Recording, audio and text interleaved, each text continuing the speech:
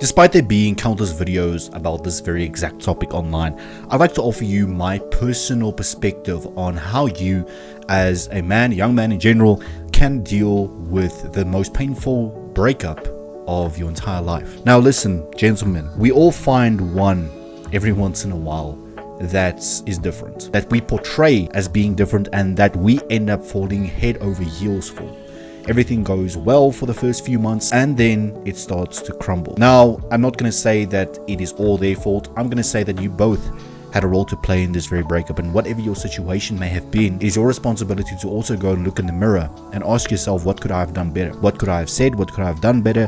What could I have changed? Not fundamentally, but habitually about myself. You see, it's all about compromise, but it's not about compromising your core values. I think that is where people make the greatest mistake. They try and compromise on their core values.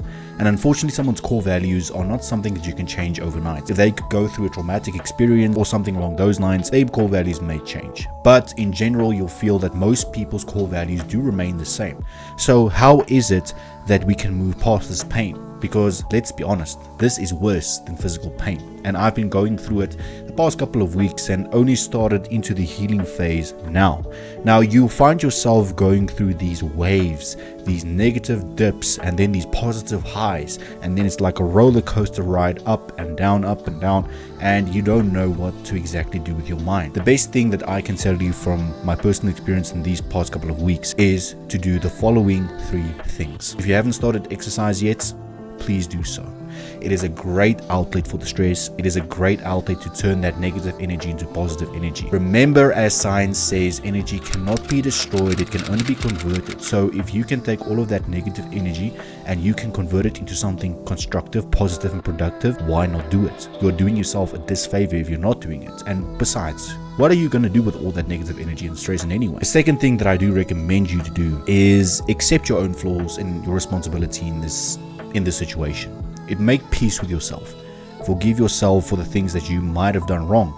Forgive yourself for the things that you could have done better, even though you feel like you did your absolute best. And if that is the case, you can be rest assured that you should sleep peacefully. Now, I know this is easier said than done because we will always have a certain amount of guilt. What could we have done better? What could we have done differently to keep that person? At the end of the day, it was that person's decision to leave. And if it was that person's decision to leave, I know how it feels in the position of begging, pleading, and trying to convince them to stay, and it just didn't work out that way. So the best things you can do right now is trying to focus on what you know best. Try and focus on yourself. Try and focus on your career.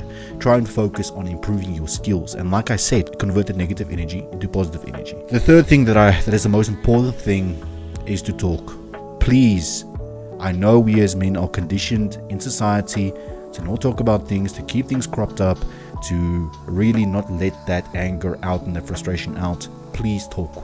Talk with random strangers if you have to. I know that might sound a bit weird, but trust me, sometimes it helps to get perspective from an outside source. Because remember, rose-colored glasses are a thing. You saw that person from your perspective, and you've been living with that person or spending a lot of time with that person from your perspective. Look at the outside. Take some outside opinions. That'll give you perspective on the fact that they weren't perfect. And I mean, no one is perfect.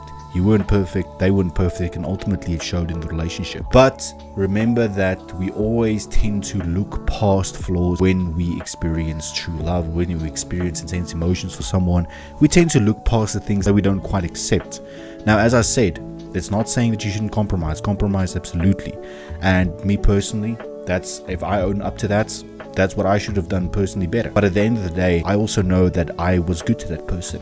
I also know that I gave my best to that person and I stretched myself thin for that person. So that is what helps me, for example, to move on, is the fact that I can be reassured that I gave my everything. Yes, I made my mistakes. Yes, you made your mistakes. Everyone makes mistakes. You're just human. No relationship is perfect.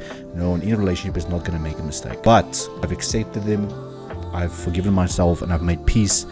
And now it is total focus on the things that I desire in life. I hope you find healing in this. I'll see you next time.